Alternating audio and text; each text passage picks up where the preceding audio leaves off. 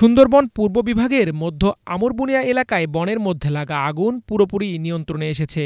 আগুন লাগার ৩ দিন পর সোমবার সকাল ১১টায় তা নিয়ন্ত্রণের ঘোষণা দেয় ফায়ার সার্ভিস। তবে বনে লাগা আগুনে ক্ষতিগ্রস্ত হয়েছে ৫ একর বনভূমি। আগুনে পুড়ে ছাই হয়েছে বনের গাছপালা ও লতাগুল্ম। তবে আগুন নিয়ন্ত্রণে আসলেও আগুনে পোড়া এলাকা জুড়ে আরও ২ দিন পানি ছেটানো হবে বলে জানিয়েছে ফায়ার সার্ভিস। আমরা খবর পেয়ে দ্রুত চলে আসি এবং আমাদের সাথে ফায়ার সার্ভিসের সাথে জেলা প্রশাসন মহোদয় থেকে শুরু করে সকল নেভি, ফরেস্ট, পুলিশ এবং স্থানীয় প্রতিনিধি সবাই চলে আসেন।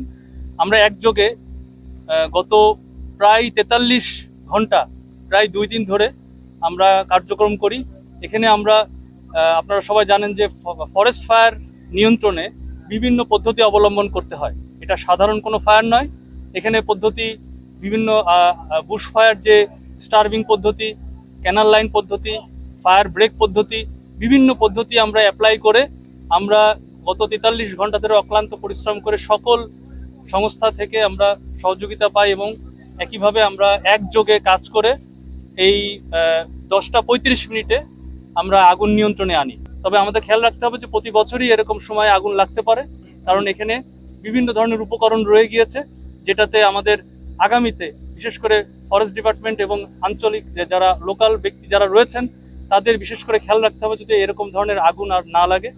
আর আগুন লাগলেই শুরুতেই প্রাথমিকভাবে এটা নির্বাপনের ব্যবস্থা করতে হবে। এর আগে গত শনিবার বিকেল ৪টার দিকে সুন্দরবনের ওই অংশে স্থানীয় লোকজন আগুনের ধোঁয়া দেখতে পান। এরপর থেকে বন বিভাগ, ফায়ার সার্ভিস, কোস্টগার্ড সহ স্থানীয় শত শত নারী পুরুষ আগুন নেভানোর কাজ করে আসছে। অবশেষে বন বিভাগ সহ বিভিন্ন বাহিনী ও স্থানীয়দের যৌথ প্রচেষ্টায় দীর্ঘ ৪৩ ঘণ্টা পর নিয়ন্ত্রণে আসলো আগুন। Bangla vision news desk.